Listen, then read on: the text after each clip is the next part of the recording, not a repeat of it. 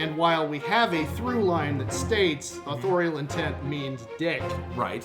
I don't want to have the same haircut you have, Dad. Sorry, forgive me. Harry motherfucking Tubman. He'll be crawling to something else. Yeah, you know. JK, Rowling, do something else. Damn it. So was this before or after the poster and you vomiting all over the couch? For those of you that can't see, Ed's eyes just crossed. That is fucked up. But it's not wrong.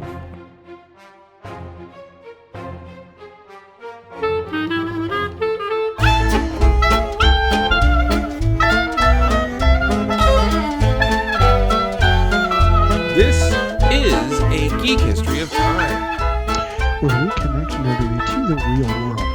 My name is Ed Blaylock. I'm a world history teacher here in Northern California with a 2.5-year-old son and a renewing interest in the 41st, now 42nd millennium.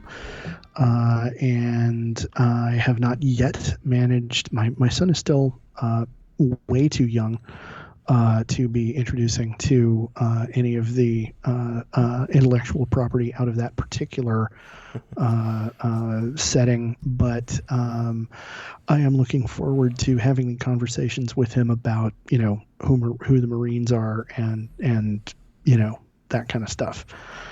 How about you? I'm Damian Harmony. I'm a Latin teacher up here in Northern California. I have an 8-year-old and a 10-year-old, as everybody is probably aware, who now plays Star Wars. And I was just talking with a friend of mine about when is the right time to show your kids Deadpool? Because I think they would love it because they love comic books. I think most of the dick and fart jokes would be over their heads, which is good. Yeah. But when is the right time? And I don't know yet. I think maybe when one of them hits 12. I don't know. I have time to figure this out. Yeah, I'm gonna. I don't trust say, the I think MPAA. you've got a couple of years. Yeah. No. Well, you shouldn't. No.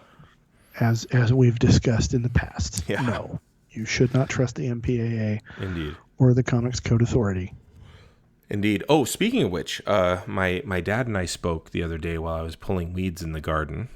You know, Okay. One of the nice things about technology, and he was telling me that he was listening to our Far Side episode, I think, and I'd mentioned Mad Magazine, okay. and so he called me to tell me what a shithead Kefauver was. And I said, you know, Dad, our very first episode is called the CCA, or How My Dad Hated Adlai Stevenson. So I'm hoping that he's going to give that a good listen to, because fingers crossed. It was a fun conversation. So I can believe it. But I did show my kids Star Wars early on, to the point where it actually just came up on my Facebook memory of the first time I showed William Star Wars and how over the moon he was about the Jawas. And then when I showed him episode 6, he was like 4, so little 4-year-old boy. Wow. And I showed him episode 6, and I'd been playing the music for the longest time, and my favorite song is Into the Trap, and so we'd play it while we were driving, and I'd always say, it's a trap, you know. And so then when Akbar says it, William's looking and he's pointing and he goes, he said it, which that's awesome. That's the most exciting part to the movie, was when the shrimp said it's a trap.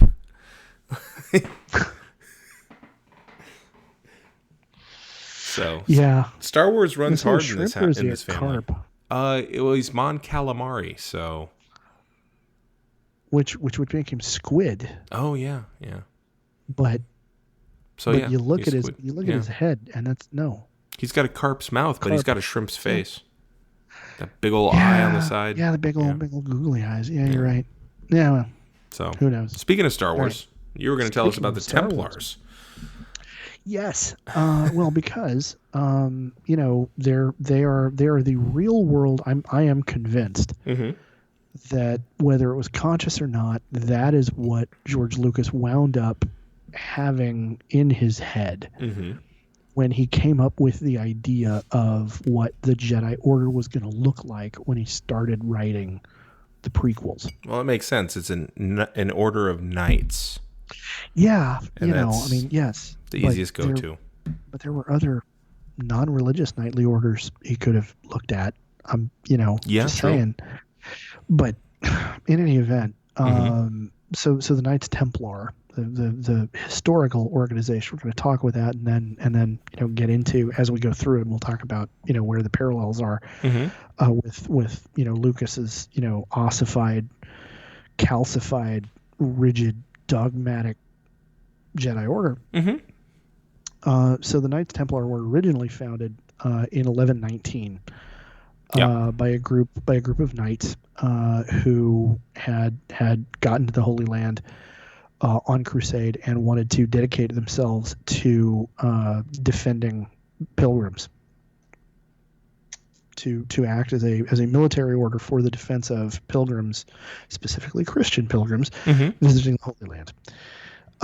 And over the course of the next 20 years, as movements do, they grew. They attracted a lot of followers. Right.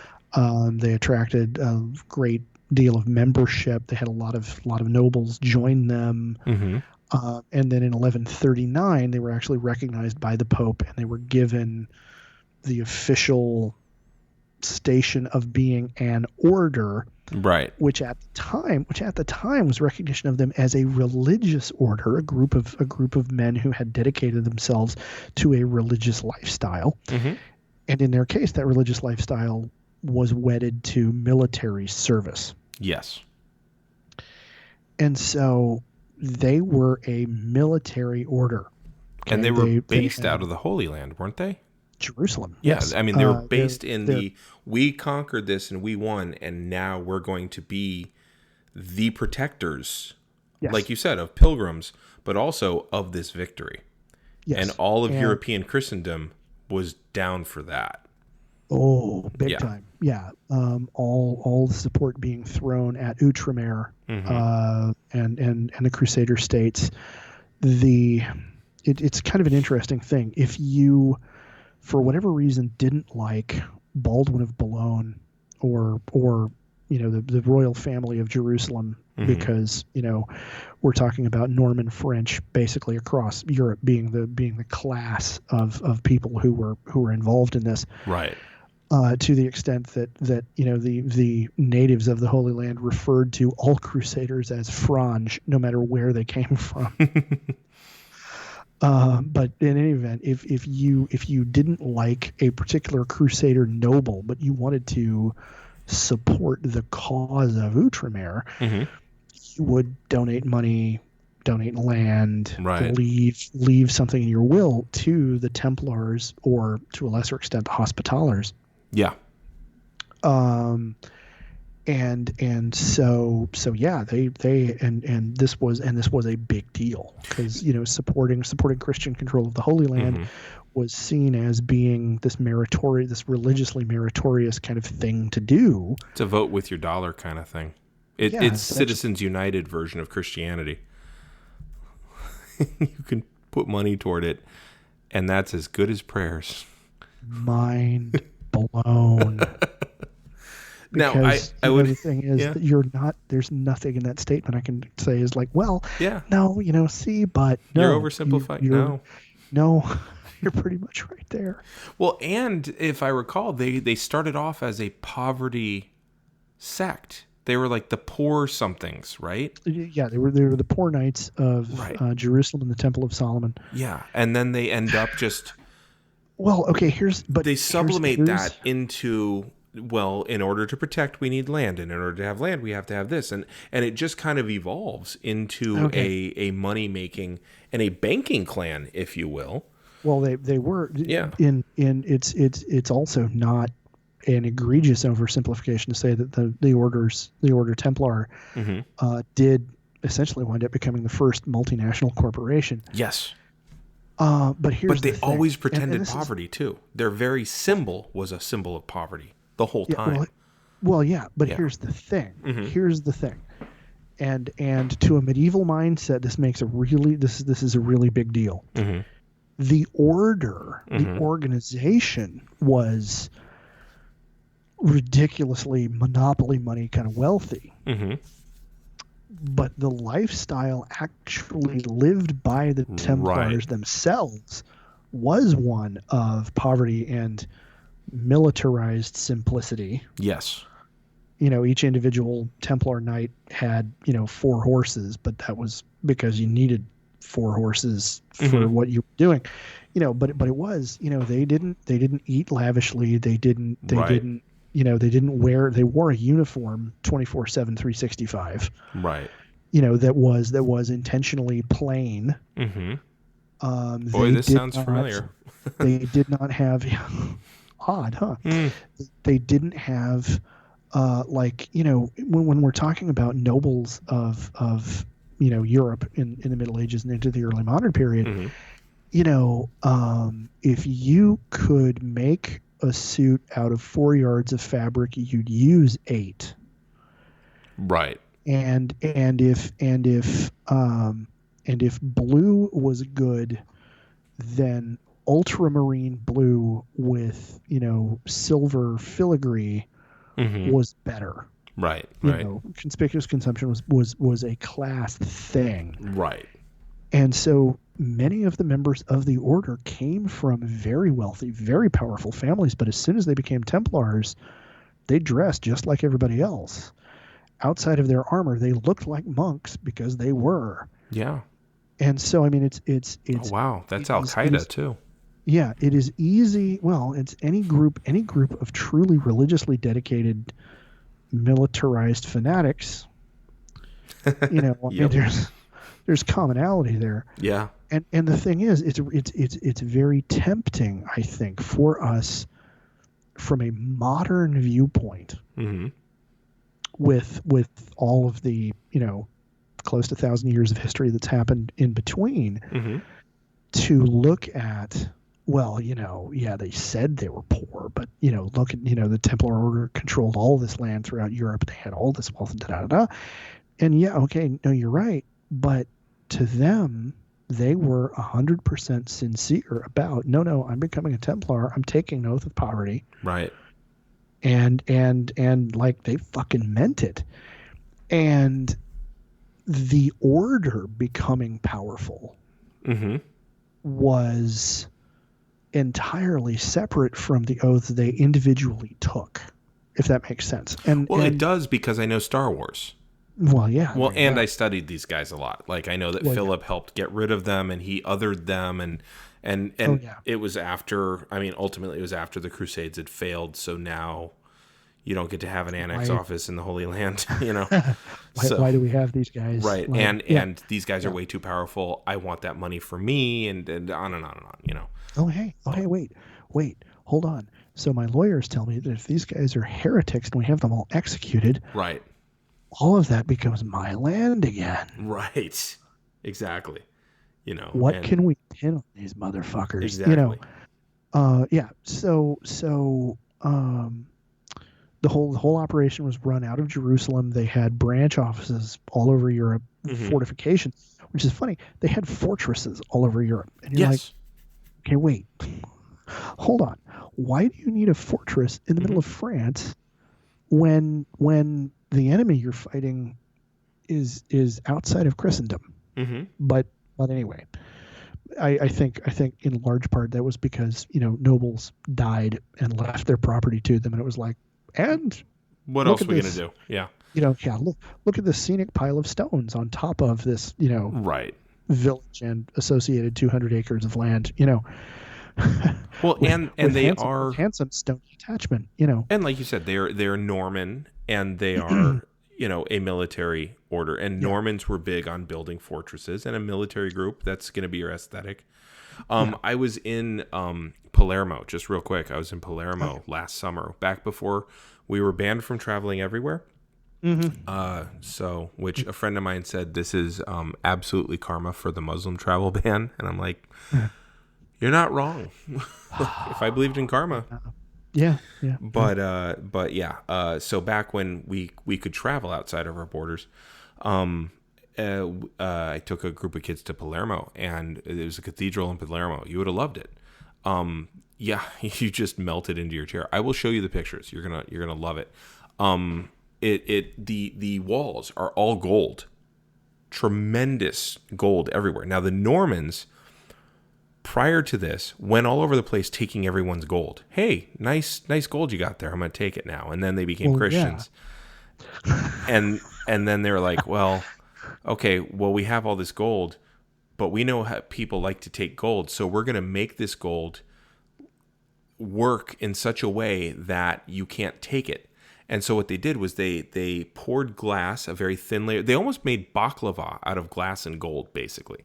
They poured a super thin layer of glass, and then an incredibly thin layer of gold, and then another thin layer of glass, and that was a tile. To the point where the entire cathedral, and this cathedral is enormous, about 100 kilograms of gold. That's it. Wow. Yes. Like that's got to be stunning to look at. It is amazing. And I got to teach kids all about acoustics and all about because I you know, and I told them, I said, okay, when they're done with the tour, meet me in the middle, anybody who wants to learn something cool.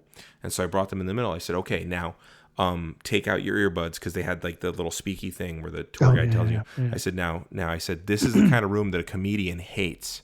Because if you listen, where is all the sound going? And they're like, well, it's kind of going up. I said, right. Now look at the ceilings. They're vaulted. I said, and look at where the choir would be. Okay. And if you're standing right here in the middle, right, you look up and all the sound goes up there. I said, now, if you think about the only sounds that you're going to be getting in this place, they're not electronic. It's going to be people praying, and it's going to be over there. There's going to be people singing. So where do everybody's voices go? And the kids were like, oh my God, to God. I was like, there you go. And then I told them, like, go around in this cathedral and find the places where you were supposed to talk to God. And you can do that by when you snap, you won't hear an echo. And so you've got all these teenagers going all over the place.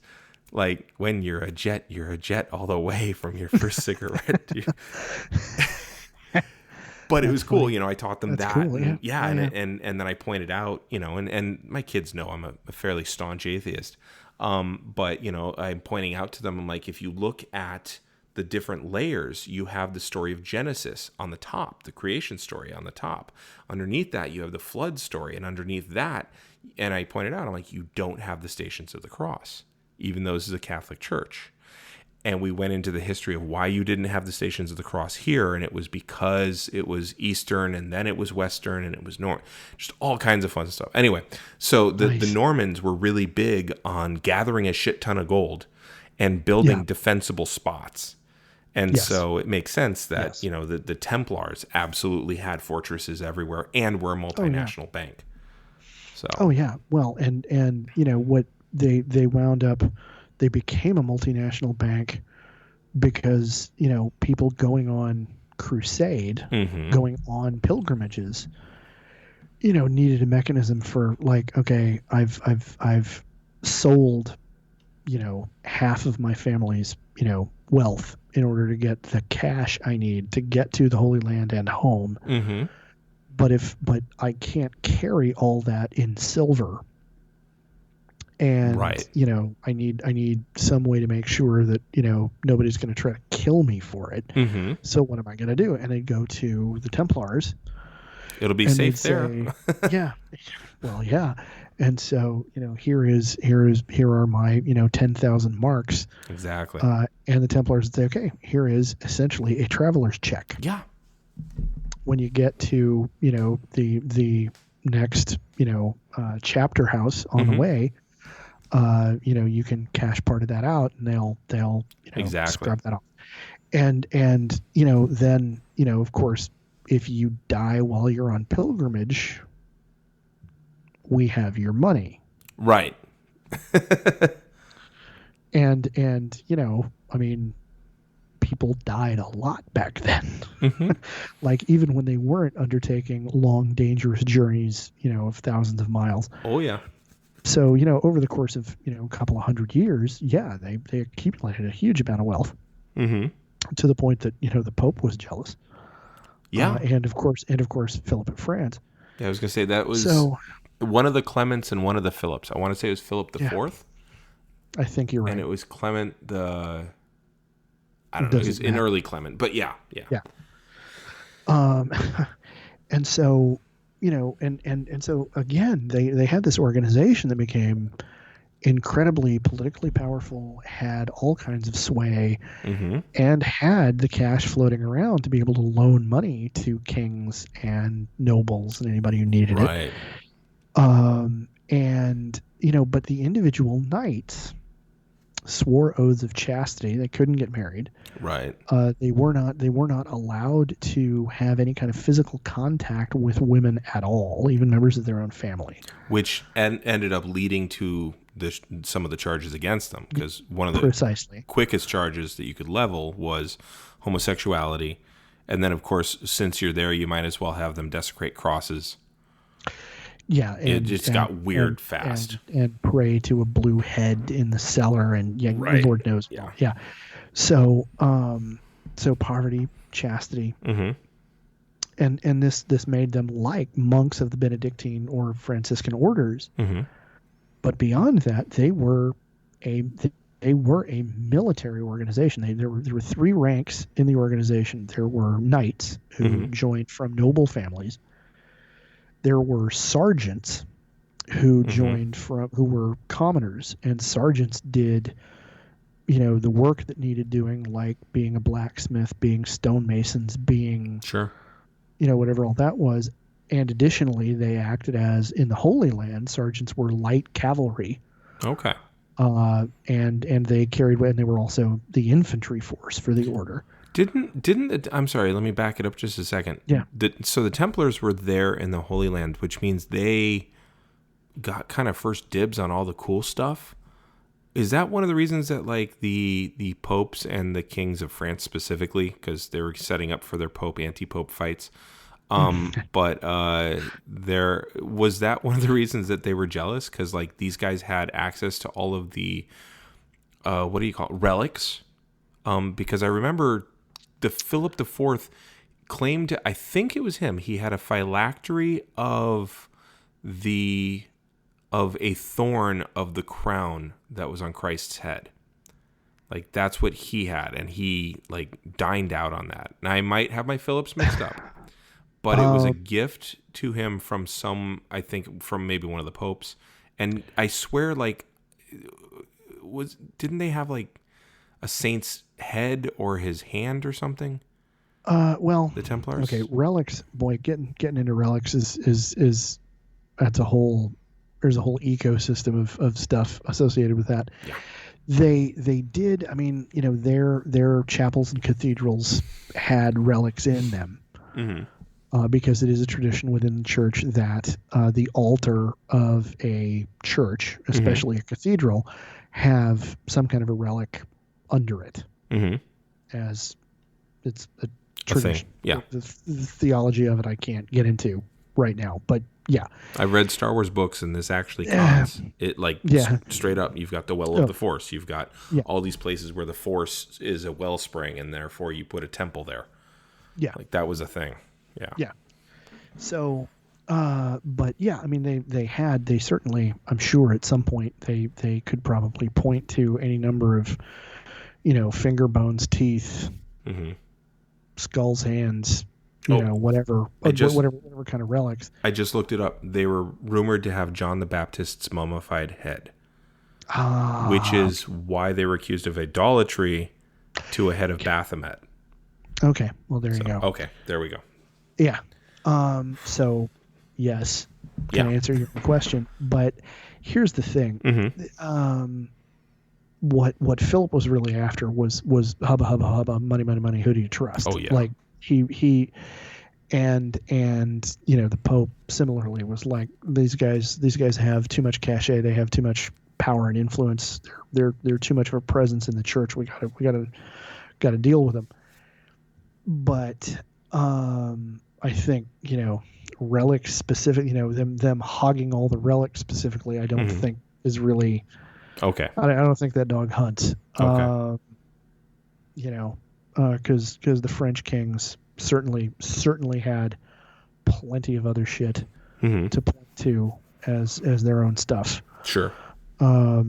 Keep in mind that the crown of thorn, not merely a thorn from the crown, but the crown of thorns, was one of the relics that Catholics all over the world were worried about when Notre Dame caught fire, because that is one of the relics that is Oh, housed really? at Notre Dame. Yes, it survived. For those Catholic inclined who are listening, you can breathe easy. If you hadn't heard about that, it's okay. And it's the actual crown. It is. Yes. In theory. Well, okay. I don't want to say it is believed. It is believed to be the crown. Yeah, the crown. That's what I wanted to say. In the language that the two of us, the the Venn diagram overlaps here. Hardcore, the hardcore atheist and the adult convert to Catholicism, we can agree on it is believed to be right. So, but so they lived lives. The Templars lived lives that were these lives of enforced simplicity. Just like a Benedictine, just like a Franciscan, they got up at the same time every day. They spent their morning started with prayer. Their day would end with prayer. There would be times during the day for meditation and prayer throughout.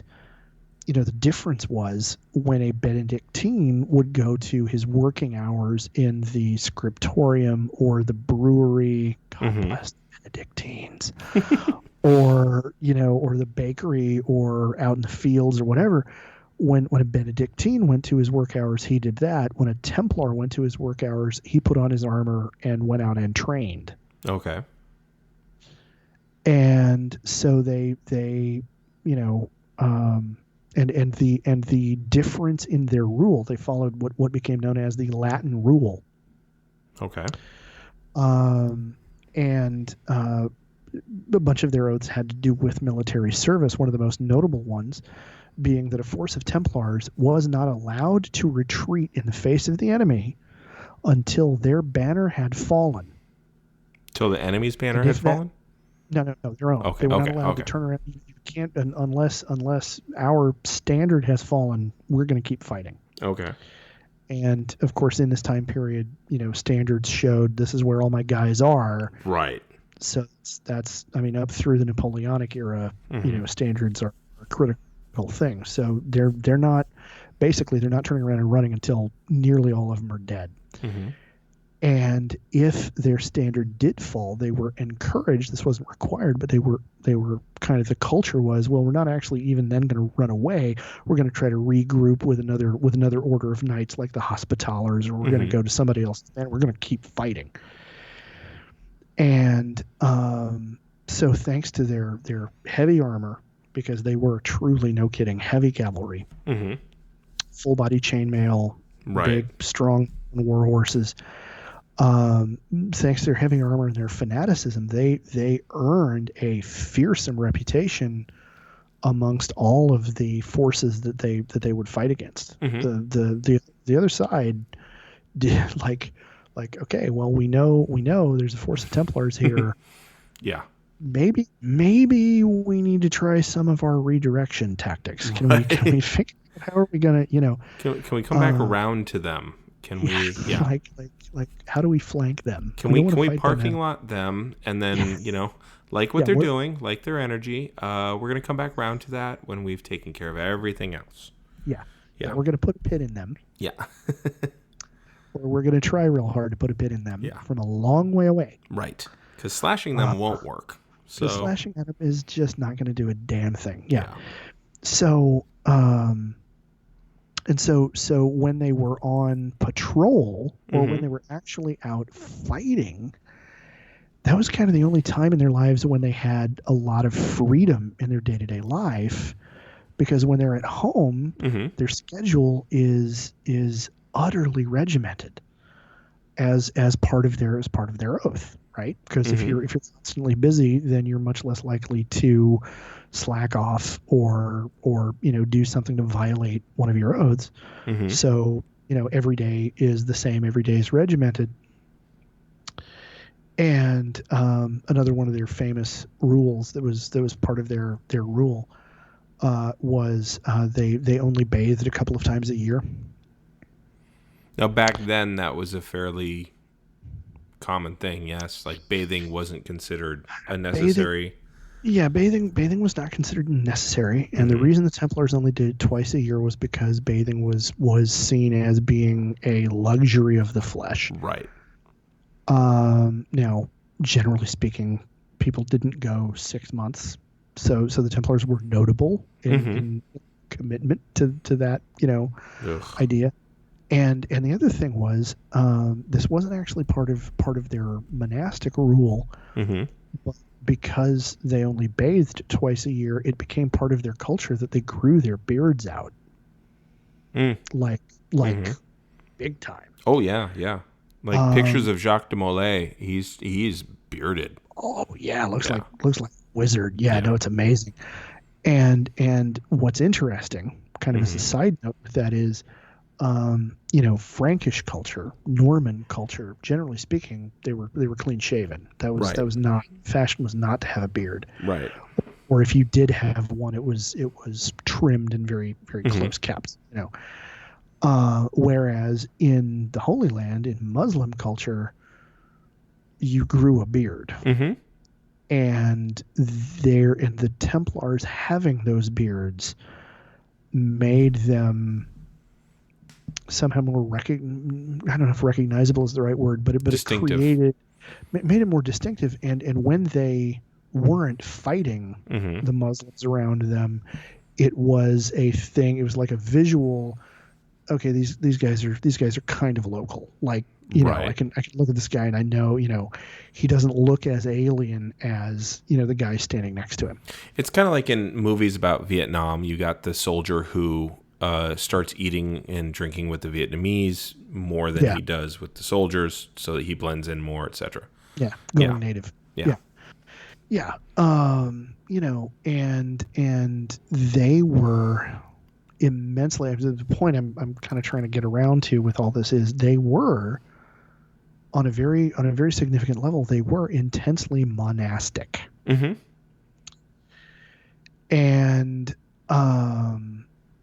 that monasticism, again, if you look at the way they went into battle, their surcoats were the white surcoat with the red cross on it. Right. Whereas any noble from any other part of Europe was going to have a lot more color. A lot more color. It was all about me. Look at me on the battlefield. I want you to recognize who I am when I come at you, because that's how I gain the attention of my liege lord to, get promoted, get whatever, and so they were simultaneously intensely military and intensely monastic. Boy, this sounds familiar. Yeah, well, and so again, with the clothing being and very plain oriented. I mean, one of the reasons you wear all white is there's the purity aspect, right? So you got the religious aspect, but also you're not paying money for dyeing. It's white because wool is white. Cotton. Yes. I don't think they did cotton, but wool is white. So linen. Yeah, linen. I think they also had polyester and rayon. I know that they had those. Yes. But they didn't blend them because they still, actually read their Bible. So. It's true. No. And that's why he caught fire, was because he was wearing so much polyester that they didn't mean to burn him at the stake, but his legs kept rubbing together so much. It just caught. Yeah, it emulated. Up he went. Yeah. The Hospitallers, on the other hand, they wore asbestos, so it was better.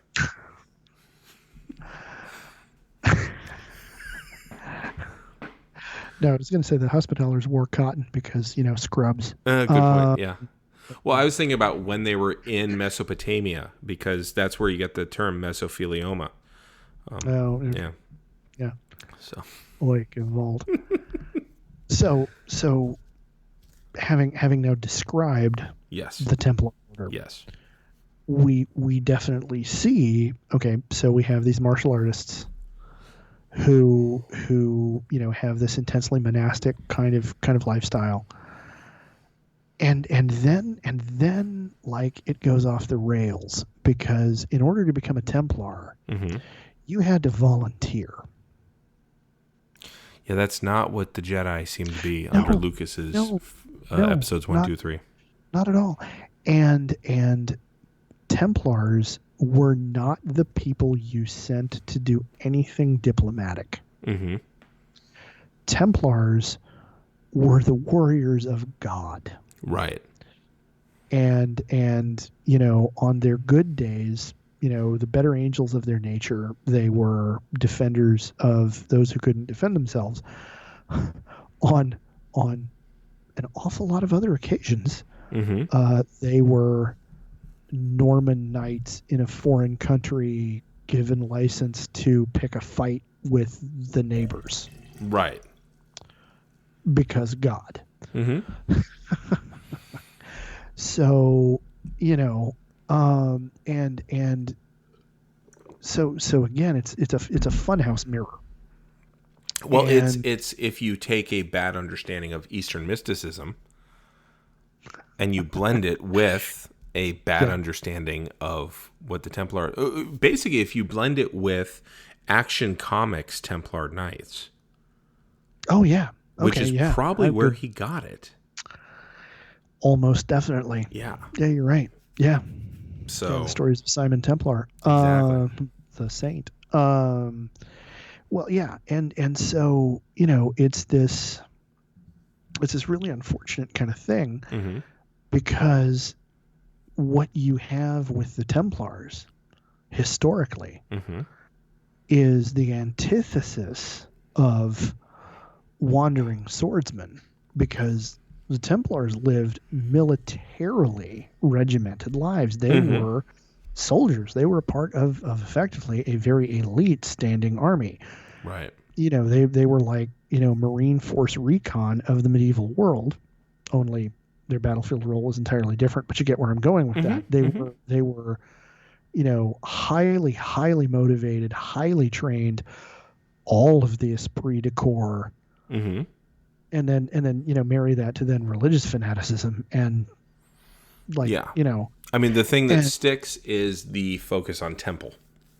Focus on physical spaces that they occupy and their proximity to power. Like those things stick. But you're right. Oh yeah. Yeah. And so it's a shame that we as the fandom got what we got from Lucas.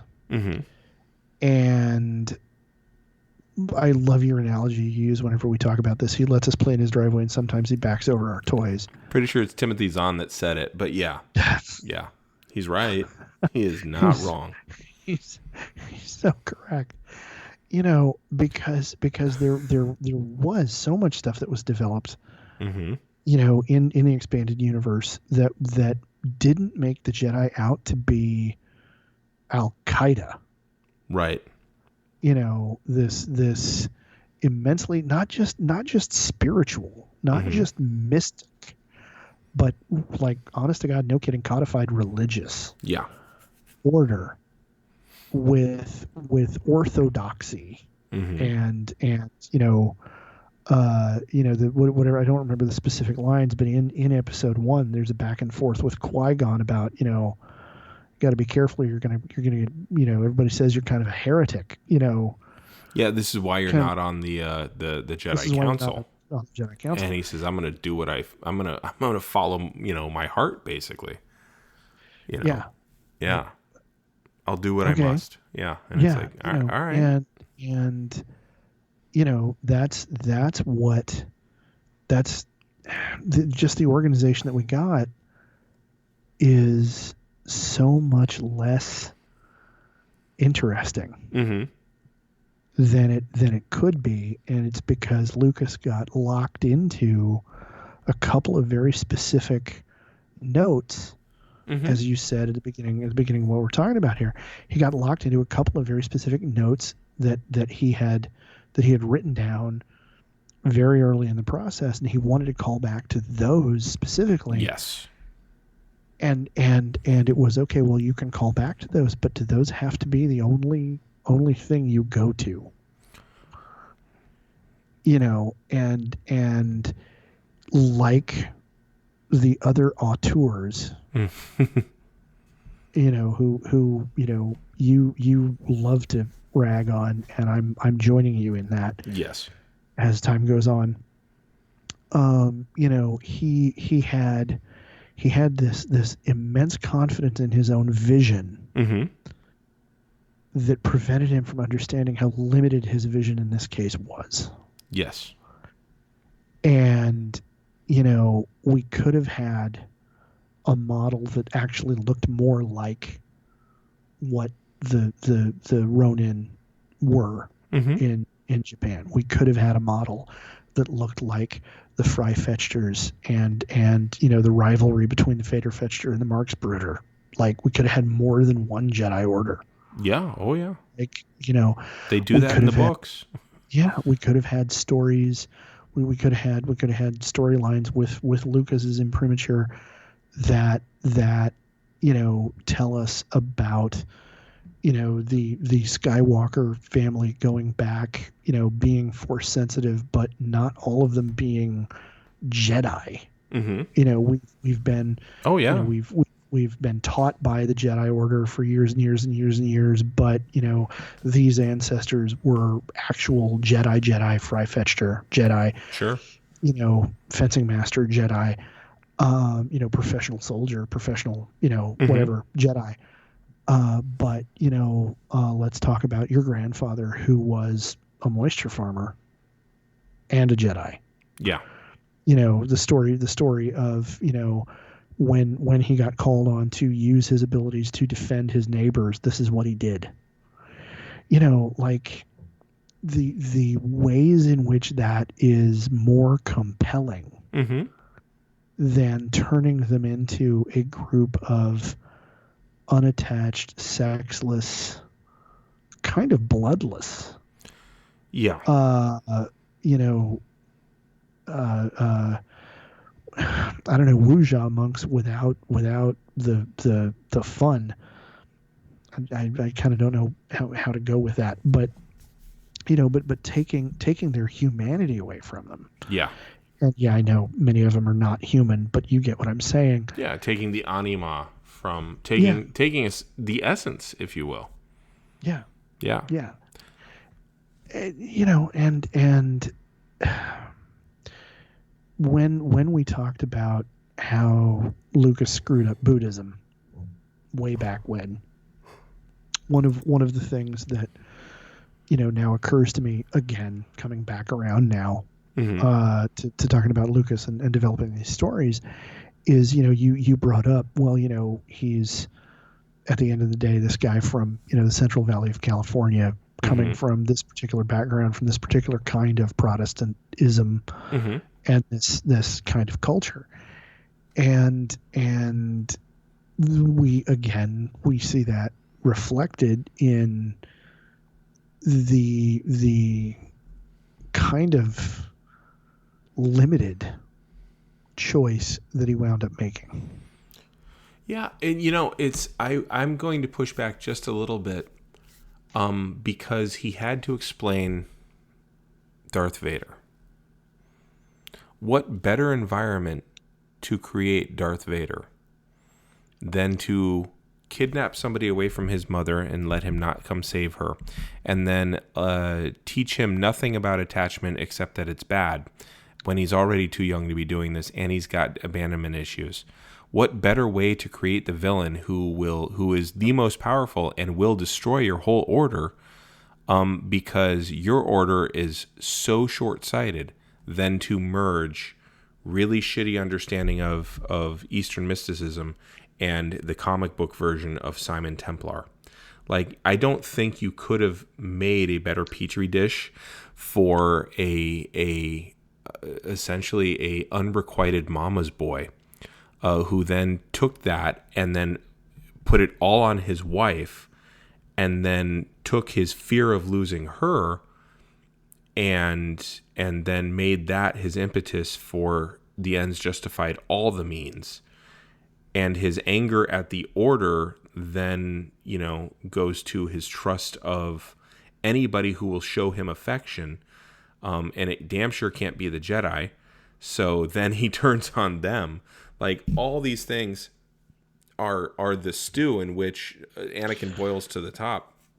Yeah. And I remember you had said years ago, and I don't know if you came up with this or if you found it, but episode 3 should have been the fall of Obi-Wan Kenobi. And it could have been a really cool buddy cop movie where Obi-Wan slept with Padme. And that sent Anakin spinning the wrong way. And it would have been way more interesting. And therefore, Obi-Wan's stuff in episode 4 especially, but his willingness to keep lying as a ghost in episode 5 would have made a hell of a lot more sense than having it just be, mama boy issues. Yeah. No, I definitely agree with you. Mm-hmm. I think I'm gonna borrow a phrase you used about a different auteur in another episode, Mm-hmm. and I'm gonna say that I think George Lucas fell backward into that perfect backstory. Yes. In the same way that Conan is a great movie to you by accident. Yes. I would say that it's not a great backstory for Anakin. I would just say that it's logical. Like, okay. it makes sense. It's also a really just poorly done story. I'm sorry, but it is. Like, okay. There's so many missed opportunities with that. You're looking at the Jedi as an overall group and an ethos. As far as all these missed opportunities, they could have been, like you said, the Wuxia. They could have been like the Ronin. They could have been like the Fire Fractures. But instead, you get this. I know I said it wrong. I'm sorry. I have to. I just have to interject because this is a nerd podcast, and some of our younger nerds will get a kick out of this. You said Fire Fetchers, and all I could think was, many years ago, all of the Fetchers lived in peace. The Earth Fetchers, the Air Fetchers. But then the Fire Fetchers brought war.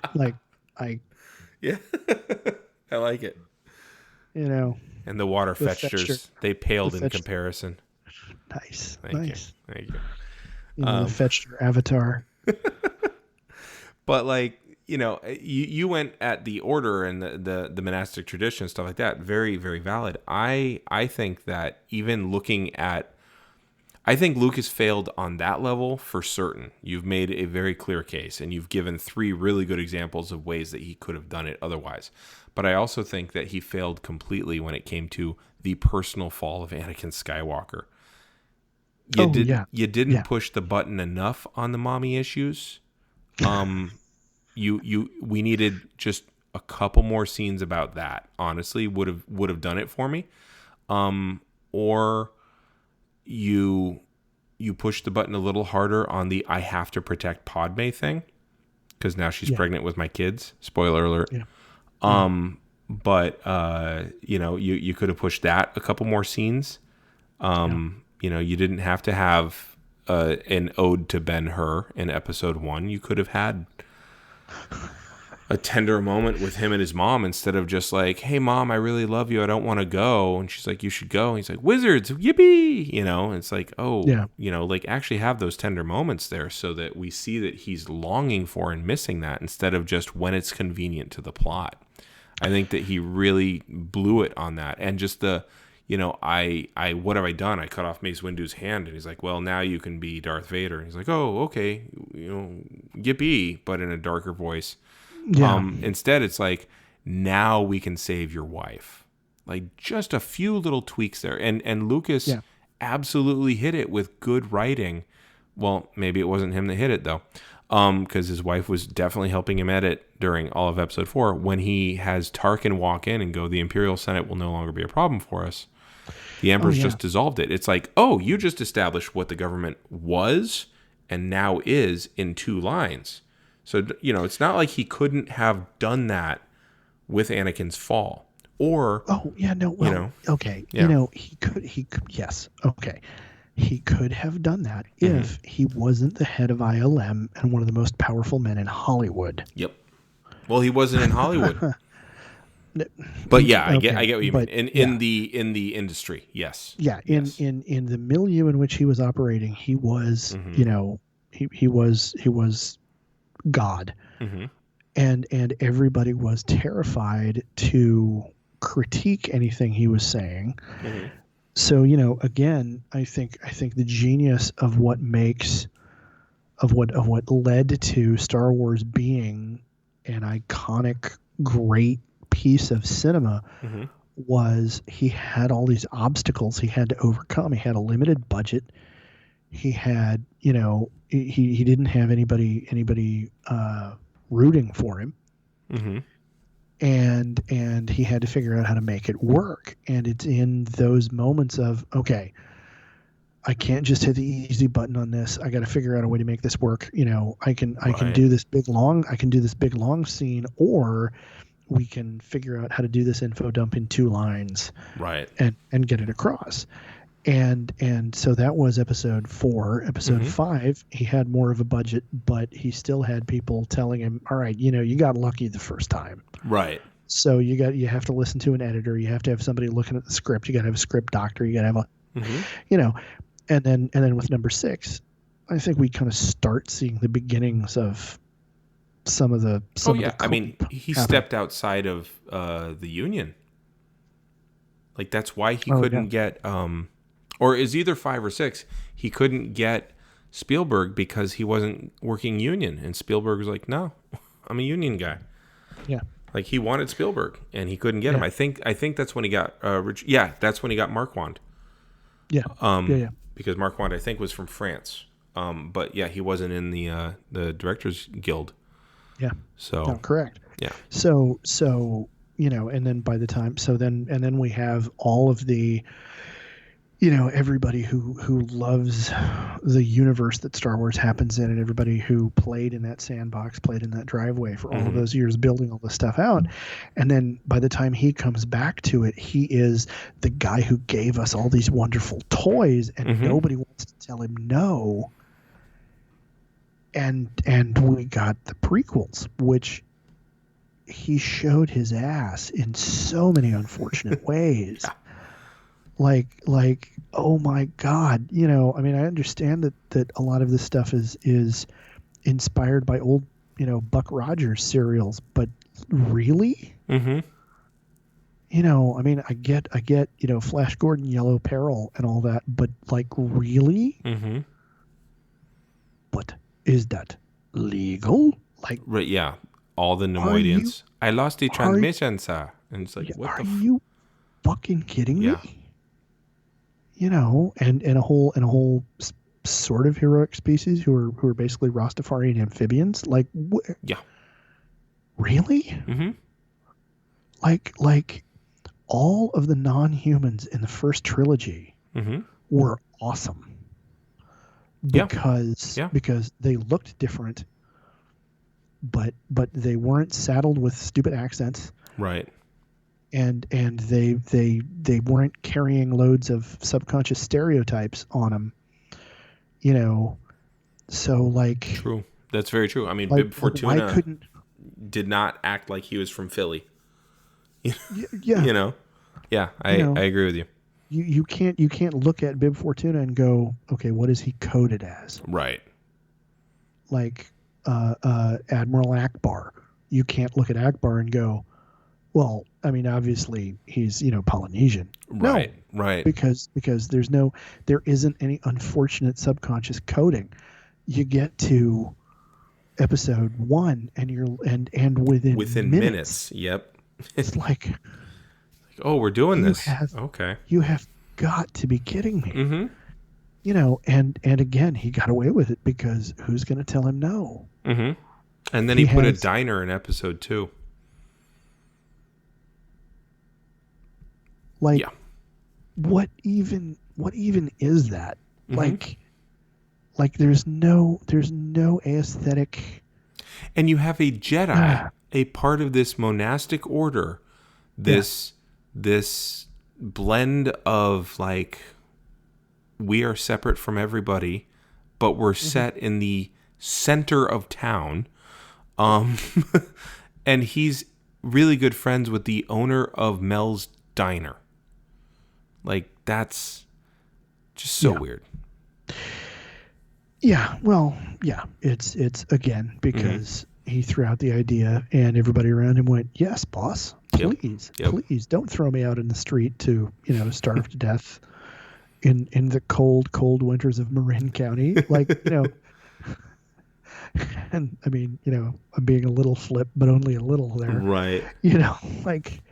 Like this, he literally, number one, he had the power to hurt people, and he has a reputation for not taking criticism well. Mm-hmm. So and so because of that, he now had all of the toys to do his special effects wizardly stuff. Mm-hmm. And it's like, you have to understand that I was so incredibly excited to see like large scale, like multiple combatants with lightsabers fighting. Yeah. Like since I was 6 years old, that was like such a daydream. And then it happened and I was like, oh my God, this is visually spectacular. And I barely give a shit. Yeah. How can you take something that should have been Braveheart with lightsabers and make it boring? Yeah. Yeah. Like I It's like, oh, he's got a lightsaber and he got shot by somebody. I'm like, what? Really?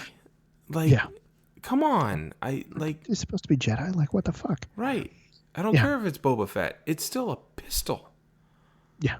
Or Jango Fett. But, when Boba Fett was shooting at Luke, who is not a very well-trained Jedi at that time, he's still barely figuring it out. He not only blocks shots, but then he ends up cutting his carbine in half. And I'm like... Yeah. Okay. And that's the thing that got me, was that they were it's almost like he was so interested in showing off, like, this is the world that the Jedi are, that he forgot that they were such a cut above the rest that he made them incredibly killable. Well, number one, I'm not even worried about that. I'm just talking about the emotional stakes that were involved. Oh, there were none. I didn't care. Yeah. I mean, it's disappointing to watch that many Jedi get cut down like chumps. Okay, yes, I totally agree.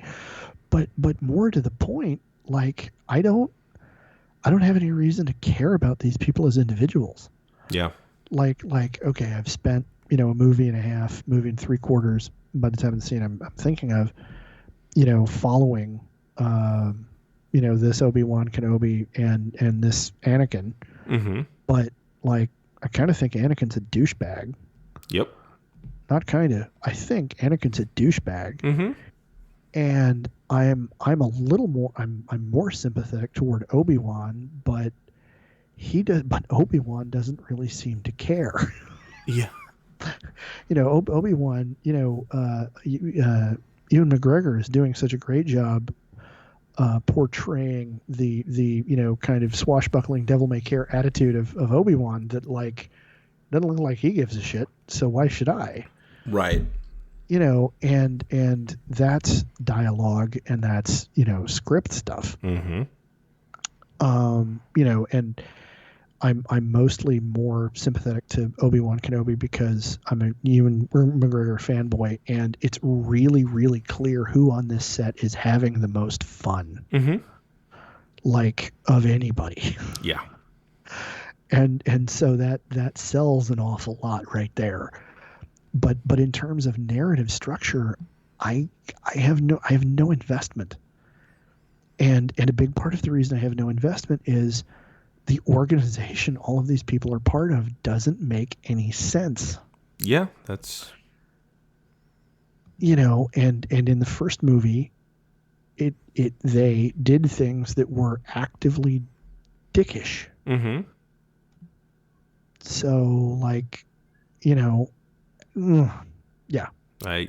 You got no argument here. So, all right. So that's what the Jedi could have been. Could have been. And instead we got what they were. I will say this. All the things that you have mentioned absolutely existed in the books and in the comics.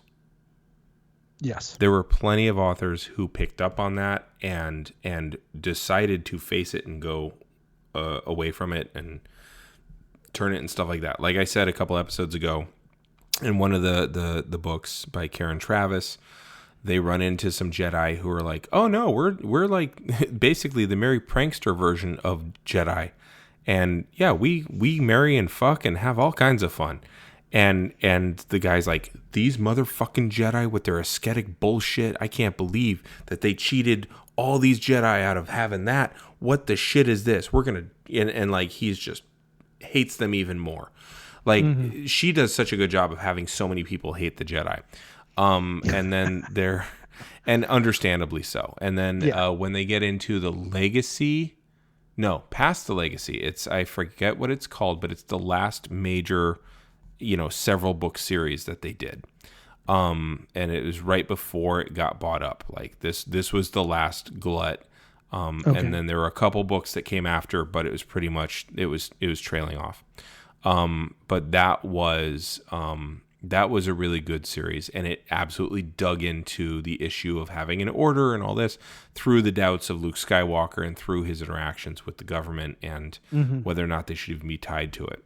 And to the point where he moves the temple, or he gets banished for 10 years. And the temple is still there, but they're nerfed by the government, and it's all kinds of weird. And you start to see these schisms. And then there are other books where they absolutely talk about the old Jedi Order, and then they have different splinter groups and stuff like that. And in the comics, they 100% do that. And it's just so much richer, and it's so much better. It's the stuff that you're talking about. It really is. Like, there's one Jedi I was telling my kids about. He's a blind Jedi, walks around carrying a stick, cooks for people. And when he gives them their soup, he basically has this mantra that he says. I've forgotten what it is, but it's basically, I always use the same ingredients. Whatever you taste is what you're putting into the soup. And so some people hate the soup, and they're like, you promised me good soup. And he's like, I made what I made. I'm sorry that it's not to your tasting. Maybe you should look at yourself.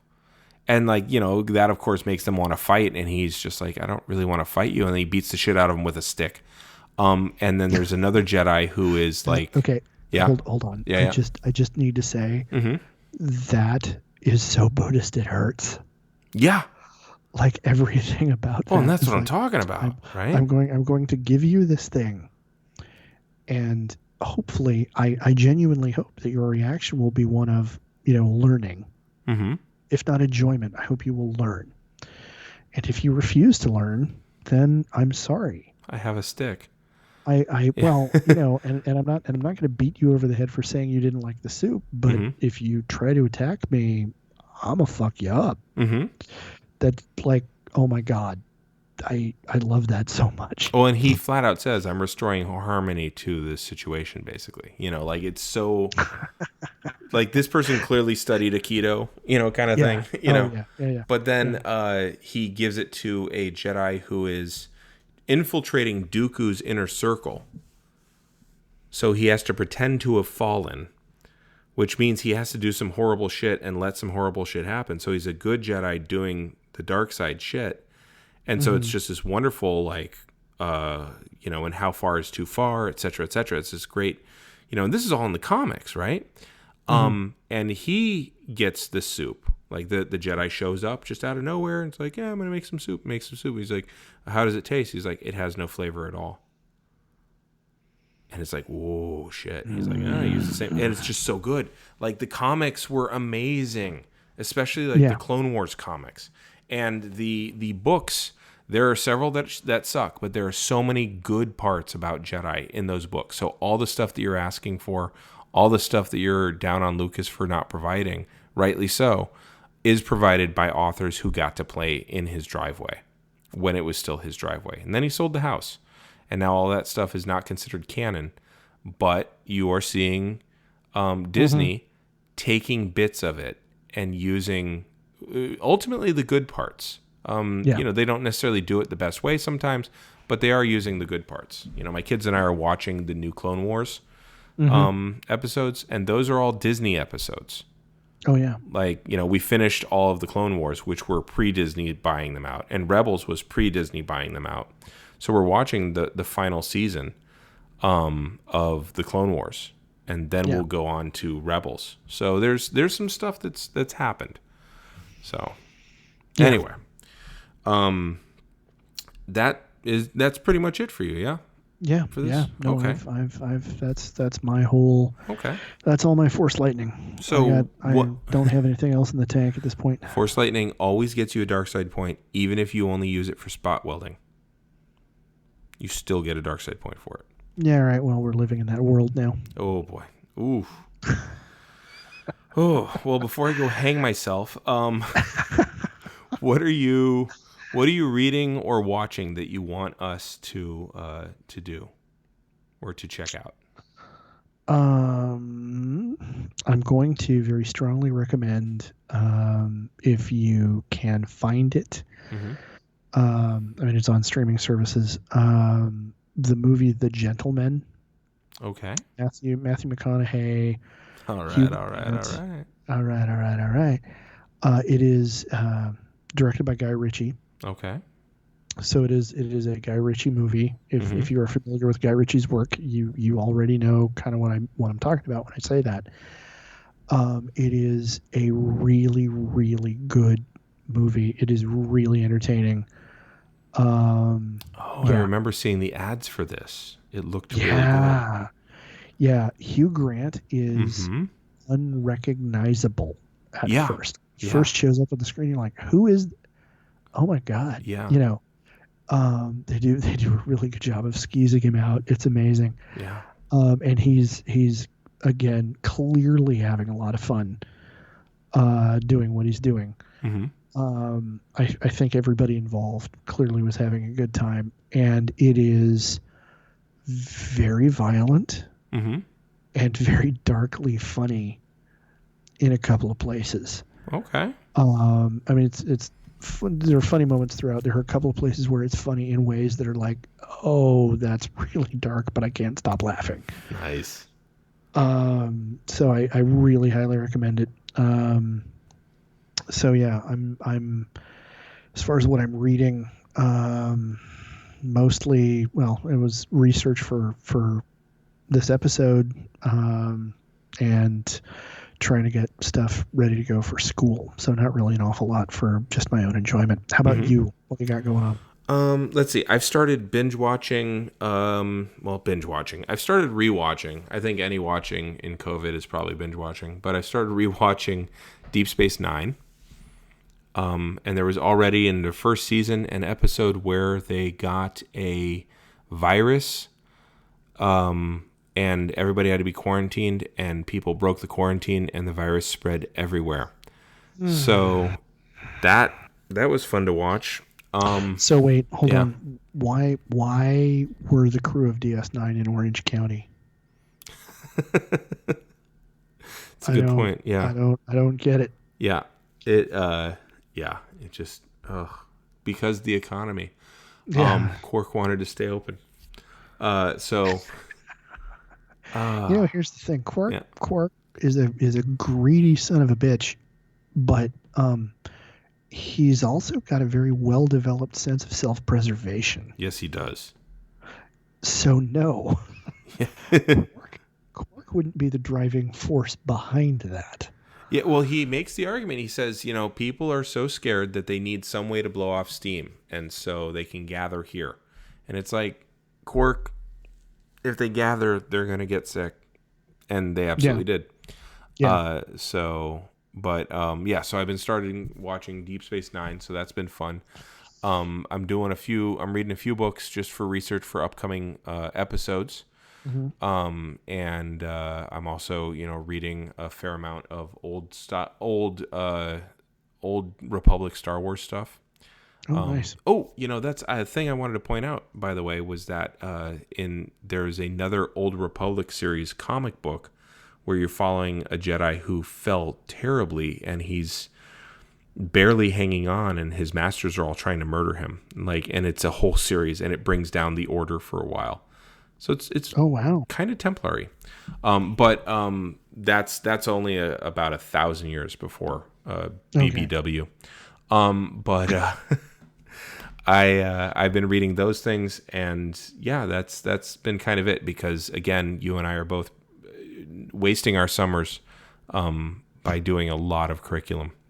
Mm-hmm. So that's about it. All right. If people want to find you on the social medias, where can they find you? On Instagram, I am Mr. Blaylock, Mr. Blaylock. And on the Twitter, I am at Blaylock. And again, since we've given up trying to make this timeless, you probably won't be able to find me after tomorrow on TikTok. Is that really happening? He has apparently said he's going to issue an executive order, whether that is enforceable, right? What that's going to look. I mean, I have no way of knowing, but wow. Yeah, he's apparently saying he's going to do it. Because I know he was saying that he was going to do it. I didn't think that he could actually do it. Well, there's a question over just exactly what authority he has and what the mechanism would be for him to do it, or for his executive order to actually take effect, and whether it could actually be, and if he could actually do it.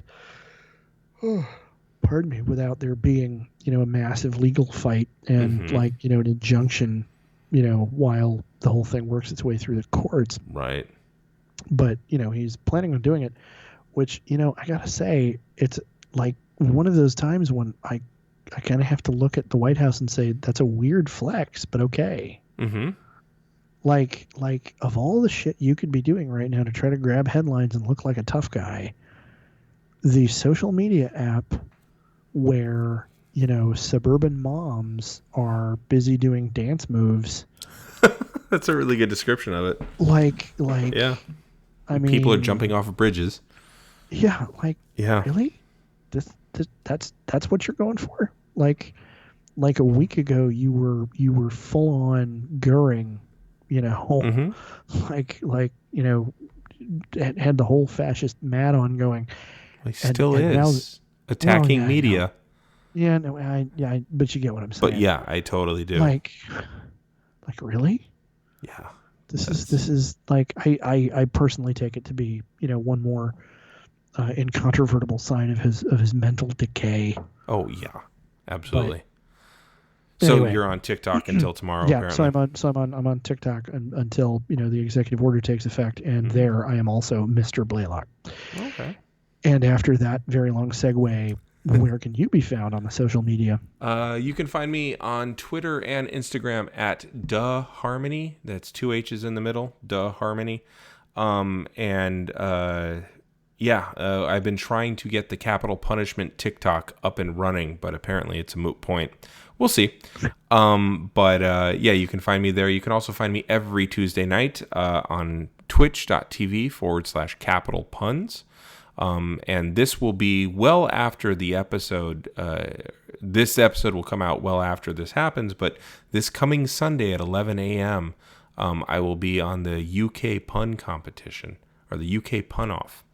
Nice. Yeah, so going across the pond and in fact, they're already giving me shit on the Twitter. One of them said, they said, if you're in honor of the fact that the North Americans are coming to join us, what kind of singer do you need to clean a wound or something like that? And they said, you have to say it with an American accent, Celine Dion. And then in parentheses after that, it said, if this was 400 words longer, it would be a Damian Harmony pun.